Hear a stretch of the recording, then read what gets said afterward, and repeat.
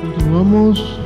Ahora nos acompaña Marcela Iberra, es miembro de la Universidad Iberoamericana de México. Es doctora en estudios científicos sociales por el Instituto Tecnológico de Estudios Sociales de Occidente en la ciudad de Guadalajara. Participó en el servicio jesuita para migración en Centroamérica y México.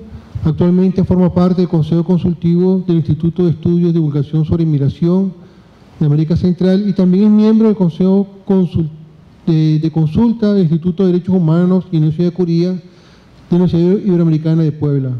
Ella nos va a hablar sobre violencia y migración, una mirada desde la subjetividad de los migrantes mexicanos. Un aplauso. Muchas gracias. Bueno, pues buenas tardes a todas y a todaos, como dice el subcomandante Galeano de las comunidades zapatistas. Quiero antes que todo agradecer la invitación que me ha hecho la universidad para acompañarlos y para acompañarme también a mí en este seminario. Agradezco la amabilidad con que se comunicaron a través de los correos, la amabilidad con la que me recibieron y nos han recibido en estos momentos. Lo que hoy comparto aquí son en realidad reflexiones de un trabajo de ya varios años que empecé haciendo como asistente de investigación en la Universidad Iberoamericana y que… ¿se oye bien? Sí.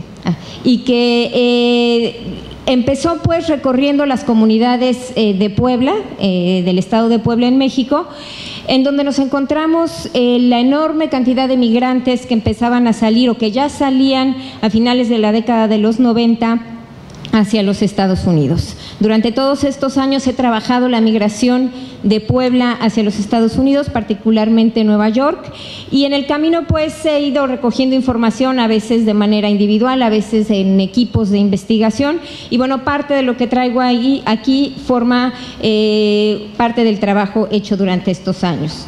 Inicio con un epígrafe que dice: solo la mitad del mundo aprovecha lo global, el resto es libre para hacer basura. Arjun Appadurai. Postales de violencia. El 26 de septiembre cambió la vida de México. La desaparición de 43 jóvenes y la muerte de varias personas en Iguala Guerrero dejó al descubierto lo que ya en otros acontecimientos con mayor número de víctimas sabíamos: una oscura actuación de las autoridades en todos los niveles, presidentes y policías municipales, el gobierno del estado, las policías federales y el ejército. A esta configuración de complicidad se sumaba la también no tan clara para algunos participación de grupos del crimen organizado, el narco específicamente. Hoy, a un año de estos acontecimientos, las mentiras vertidas en un informe impreciso son refutadas por un grupo de expertos de la Comisión Interamericana de Derechos Humanos. Hoy, a un año, seguimos sin saber dónde están o qué pasó con ellos y sus victimarios no están en la cárcel. Entre el 22 y el 23 de agosto de 2010, 72 migrantes de origen centroamericano, en su mayoría, fueron asesinados con la participación de policías municipales de San Fernando, Tamaulipas, en México. Pobladores de la zona habían denunciado insistentemente desde hacía tiempo la llegada de camiones con gente que bajaba de ellos durante la noche. Organizaciones sociales sabían de lo que acontecía y también habían hecho las denuncias correspondientes sin tener datos precisos más que los dichos de la gente del lugar. Nadie los escuchó. La presencia del grupo de los Zetas en esta zona del país es ya sabiduría popular. Después de 5 años de su asesinato, no hay seguridad en que algunos de los restos correspondan con los nombres de las víctimas. En otra región del país, 21 años antes, se contabilizó a la primera mujer asesinada en Ciudad Juárez, Alma Chavira Farel, una niña de apenas 12 años, que fue violada y asesinada a puñaladas.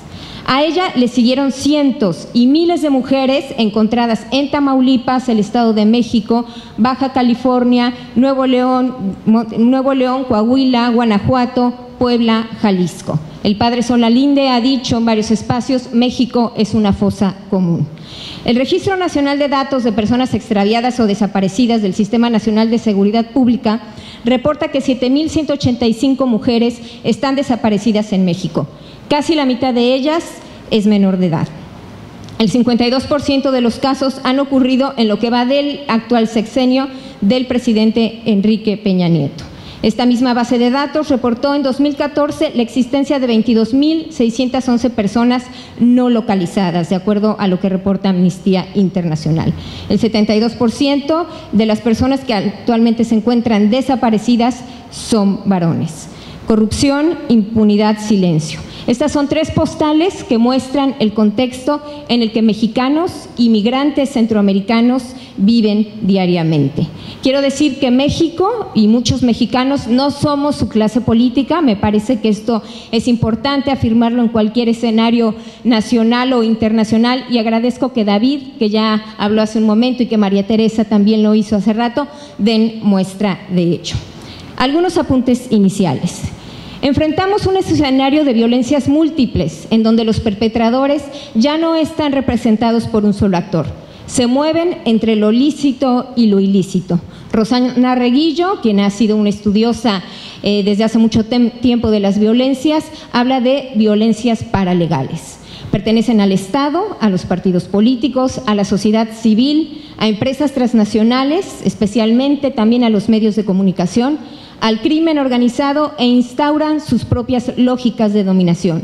No son solo los de afuera, sino también y sobre todo los de adentro quienes las ejercen. No emergen de la nada, sino que tienen raíces profundas en las desigualdades históricas, en la acumulación de la riqueza y en la configuración de los estados nacionales excluyentes. Son parte de una política de expulsión, como diría Saskia Sassen, sobre poblaciones excedentes, desechos, como los llama Bauman, o nuda vida, como lo llama Agamben. Sin embargo, muchas de las violencias contemporáneas se esconden tras estas violencias brutales que nos muestran las 3 postales referidas inicialmente. No son tan visibles, no son tan trágicas y no son tan crudas. De estas violencias es de las que quiero hablar, de las que se naturalizan como parte del modo de sociabilidad. El despojo se normaliza, la explotación se normaliza. Voy a hablar de aquellas que no son tan espectaculares, pero que sí son capaces de agredir y lastimar a los sujetos, que rasgan, que rompen y que separan a lo largo del cruce, pero que también están instauradas en las comunidades de origen y en las comunidades de destino. Desde la antropología y la sociología se entienden como actos de violencias a todas aquellas situaciones, sucesos y circunstancias en las cuales una de las partes es obligada o sometida a hacer algo en contra de su voluntad, o dañada física o psicológicamente por el abuso del poder ejercido por otros u otros. Este texto intenta reflexionar en 2 niveles. Uno, que dibuja las transformaciones del contexto y los propios cambios de la migración mexicana, y uno segundo, que intenta recoger, a partir de una serie de entrevistas realizadas a lo largo del circuito migratorio, la manera en que se ha ido configurando una industria de la migración que se caracteriza por la explotación, la extorsión y el abuso. Algunos cambios en los escenarios de la migración mexicana. Si bien la migración mexicana a Estados Unidos se ha caracterizado por su historicidad y vecindad, el flujo ha sufrido transformaciones importantes. Muchos autores han destacado la relación que hay entre la migración mexicana y los cambios y las transformaciones en los periodos de crecimiento de los Estados Unidos. Autores como Delgado Weiss, Massey y Durán, Castles y Miller documentan la manera en que en los periodos de aumento del empleo en los Estados Unidos aumenta la migración hacia los Estados Unidos. Hacia 1993, por ejemplo, se registró un aumento en 1.98 millones de empleos, y en este periodo aumentó el número de migrantes de 332,000 en el flujo que se registraba anualmente a 507,000. Lo mismo sucedió en el 2000, y en 2007 encontramos un descenso de la migración que de un pico de 500,000 migrantes que estaban pasando por la frontera de los Estados Unidos, bajó a 300,000 migrantes. Muchos estudiosos coincidimos en que si bien la migración mexicana enfrenta un proceso de desaceleración desde el 2007, estamos muy lejos de una migración cero, como ha dicho erróneamente el presidente Enrique Peña Nieto en varios escenarios, al utilizar esta figura para transmitir la idea de que los mexicanos ya no están migrando. Encontramos más bien un cambio en la direccionalidad. No solo los migrantes siguen yéndose, sino que también están siendo deportados, muchos de ellos están regresando y también estamos encontrando un flujo de migrantes que no llamaría yo migrantes, sino de niños y jóvenes originarios de México, pero que nacieron en Estados Unidos y que por las deportaciones de sus padres están viviendo ahora en México. Esto ha generado también procesos de conflicto muy serios, de los que no voy a hablar ahora, pero que empieza a emerger como un fenómeno que ya se está diversificando en muchas comunidades en México. También están aumentando los desplazamientos internos. A partir de la llegada de las grandes mineras y de los grandes megaproyectos que tienen que ver también con gasoductos, muchas comunidades están siendo desplazadas en todo el territorio nacional. La migración interna también está jugando un papel muy importante porque debido a las dificultades que implica y a los riesgos que implica la migración internacional, muchos mexicanos están optando por migrar a trabajar a los campos del norte, lo cual implica menos riesgo y además un ingreso mucho más rápido y seguro que irse a los Estados Unidos. Los migrantes siguen siendo una fuente clave de recursos para el país. La información relativa a la contribución de los migrantes para México revelaba que se mantienen como el principal receptor de remesas a nivel del continente americano y el cuarto mayor receptor de remesas a nivel mundial después de la India, China y Filipinas, con un estimado de 23,000 millones de dólares. Hasta julio de este año, el Banco de México contabilizaba 14,000 millones de dólares en envío de remesas. Desde finales del siglo pasado encontramos transformaciones en los escenarios o en los contextos amplios de la migración. Yo hablaría de tres grandes transformaciones. Una que tiene que ver con la reconfiguración de la economía, que está marcada principalmente por la precarización laboral, la incertidumbre económica y en el que la recesión crisis actual es el elemento característico. En términos de migración, esto se traduce en condiciones de vida más precaria para los migrantes, una disminución del envío de las remesas y una fuerte tendencia al establecimiento en Estados Unidos, con una disminución obviamente en los retornos o en las visitas a México. Algunos datos nos muestran que una sola persona en México, que es un elemento fundamental, posee el equivalente al 6% del Producto Interno Bruto. En México estamos viviendo una de las épocas con mayor desigualdad y concentración de la riqueza. Un segundo paisaje que me parece importante mencionar es lo que he llamado yo la desconfiguración y que está ligado, por un lado, a las restrictivas y punitivas políticas internacionales, particularmente las que Estados Unidos ha implementado, y a la vehiculización de imágenes a través de medios de comunicación de los migrantes como criminales. Algunos colegas ya han hablado sobre eso, no me voy a detener, simplemente diría que el 11 de septiembre se convirtió en un parteaguas en este sentido, pero lo cierto es que la institucionalización de la violencia en las fronteras se dio a través de una serie de medidas como las operaciones de la frontera, el Blockhead, Hold the Line, Gatekeeper, Safeguard, Río Grande, y que también a la implementación o al aumento, de agentes también en la patrulla fronteriza, a la tecnificación de la frontera y a la reestructuración de las policías en los Estados Unidos. La iniciativa Mérida, el Plan Puebla-Panamá y el Plan Frontera Sur son solamente algunos ejemplos de cómo la política migratoria está transformando también los flujos migratorios. Encontramos también que el cambio de la direccionalidad del flujo migratorio tiene que ver con las deportaciones. Cerca de 2 millones de migrantes han sido deportados desde el primer periodo de Obama hasta la fecha. Finalmente, un tercer paisaje o escenario de transformación que ha cambiado a la migración mexicana es la creciente corrupción del Estado y por el posicionamiento también del crimen organizado en nuestro país y en Estados Unidos.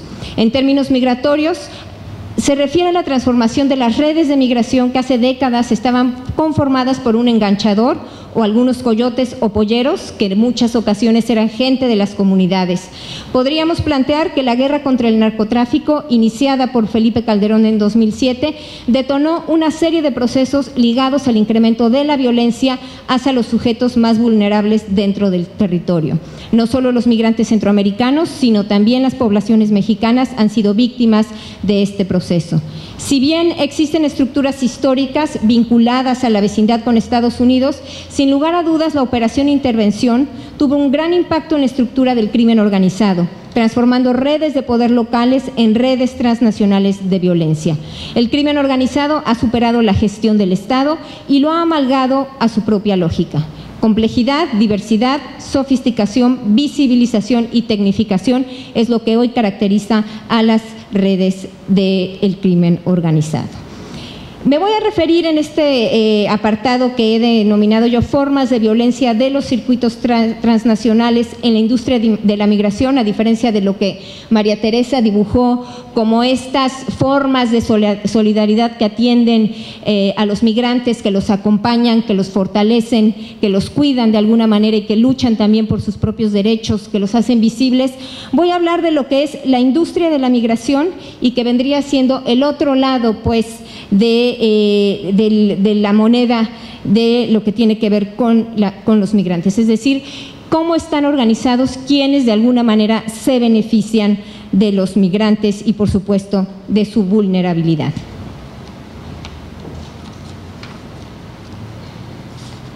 Alonso Salazar ha hablado de las violencias difusas que resultan de la configuración de redes de migración como los polleros locales con el crimen organizado vinculado al tráfico y trata de personas y que ponen en evidencia el quiebre de la institucionalidad y el fortalecimiento de una paralegalidad que mina el pacto social.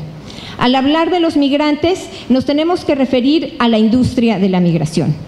Una figura que pronto empezó a surgir a partir de la consolidación de redes fue la del pollero y la del coyote. Como ya he mencionado, inicialmente eran personajes pertenecientes a las comunidades de origen de los migrantes. El enganchador, por supuesto, también fue uno de los primeros personajes que llegaba a contratar y que hoy sigue llegando a muchas comunidades en México a contratar a personas que trabajaran primero en la zona norte de México y después en la zona sur de Estados Unidos.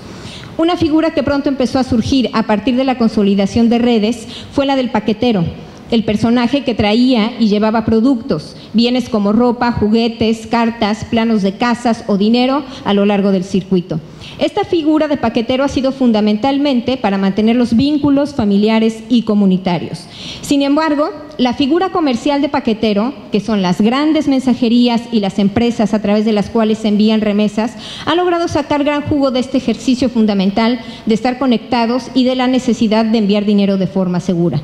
Entre el 15 y el 20% es el porcentaje que sobre el monto enviado cobran estas empresas. En México, Electra y el Banco Azteca, que ya había mencionado David, son parte de estos actores. Aun cuando en México empiezan a ser reguladas las ganancias, siguen siendo grandes para las empresas que amarran la transacción en especie, es decir, no siempre a la familia se le entregan los dólares o el dinero en pesos mexicanos, sino que se les obliga a adquirir alguno de los electrodomésticos que también Electra tiene a disposición.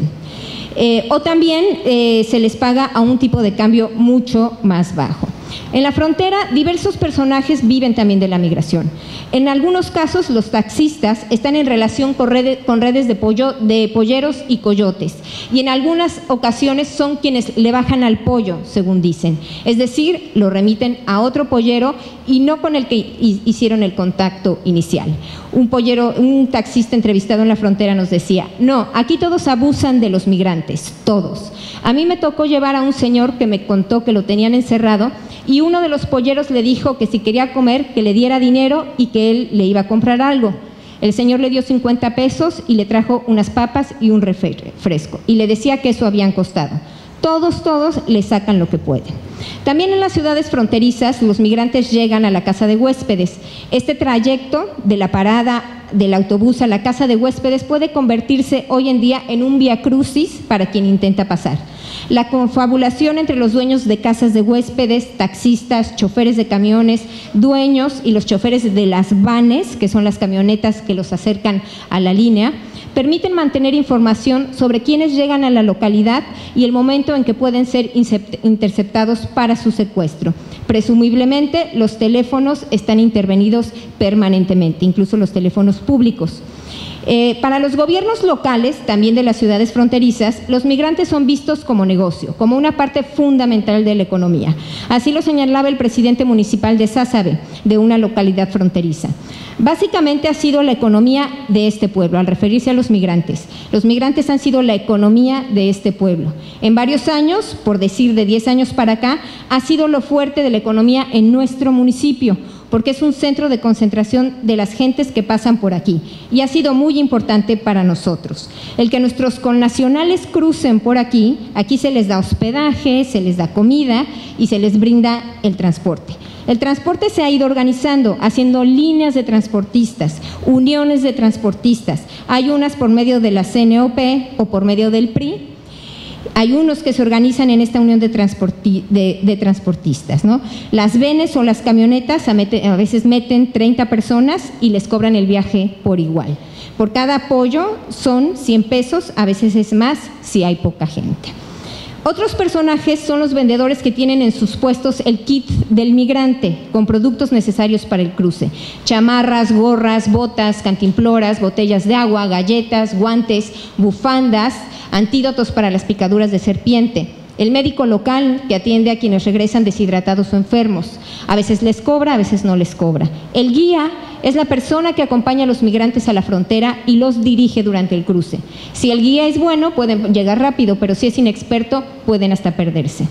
En estos cruces también se han conformado mafias llamadas bajadores que se dedican a robarle a los migrantes. Los bajadores pueden aparecer desde el camino que va de Altar Sonora a la frontera o en la frontera misma. En este sentido, el guía, quien acompaña al migrante en el cruce, se apoya en ocasiones de El Punto.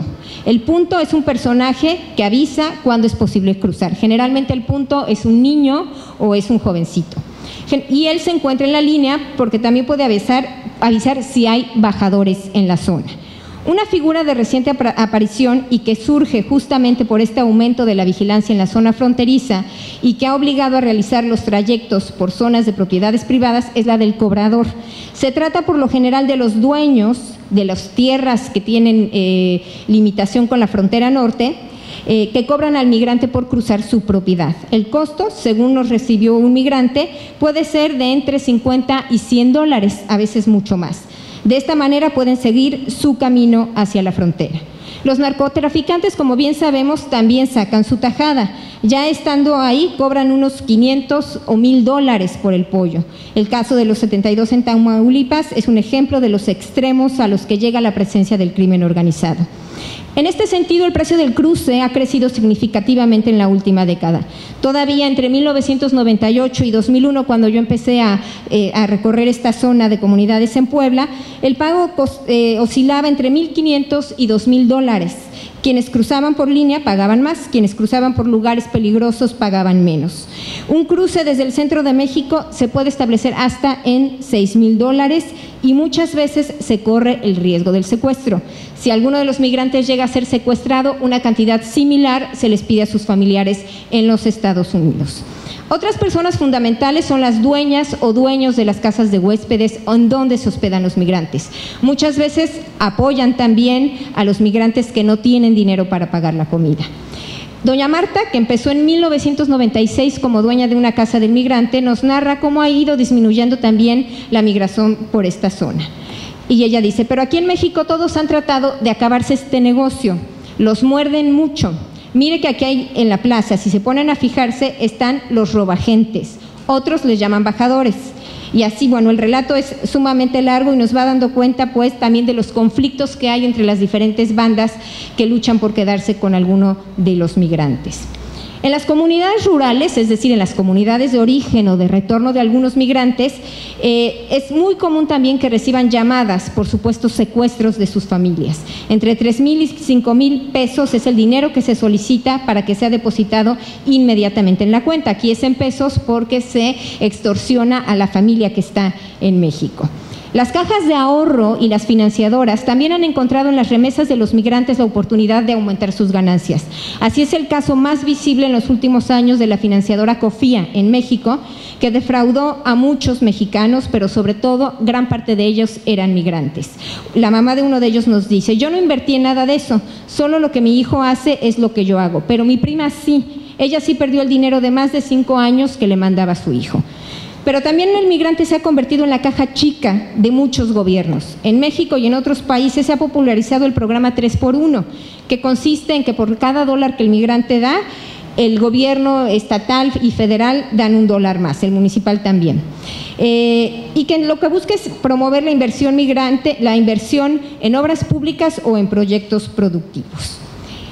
En los lugares donde se establecen los migrantes, los negocios alrededor de ellos también se han diversificado. Parejas, por ejemplo, en Nueva York, parejas de puertorriqueños han destacado en algunas zonas por su negocio de matrimonios arreglados. El costo de este tipo de contratos oscilan entre los $8,000 y los $10,000. También suele suceder que siempre quieren más dinero y se dan procesos de extorsión y terminan cobrando mucho más antes de abandonar al esposo o a la esposa. También las agencias de empleo cobran entre $150 y $250 por el empleo obtenido. Y aunque dan algunos días de garantía, no siempre lo respetan. No te devuelven el dinero, como dice alguno de los migrantes. En fin, bueno, es una larga lista y una caracterización que parte del equipo con el que estoy trabajando estamos haciendo con respecto a cómo la industria de la migración no son sujetos que van apareciendo de manera aislada, sino que se trata de una violencia sistemática, como ya había dicho Jaime, permanente, y que al final del día el migrante no solamente deja las ganancias a través de las remesas que envía, sino que en el camino y en su llegada también parte de ese dinero que se va ganando se va quedando ahí. Finalmente terminaría yo, porque ya me pasé, ¿verdad? Voy a cerrar con respecto a algunas reflexiones que me parece que son fundamentales. Ay, ya me perdí aquí, pero por aquí debe estar. Aquí está. Bueno, me parece pues que tendríamos que, quienes estamos en la academia, afinar un poco más el ojo con respecto a las violencias complejas a las que nos enfrentamos.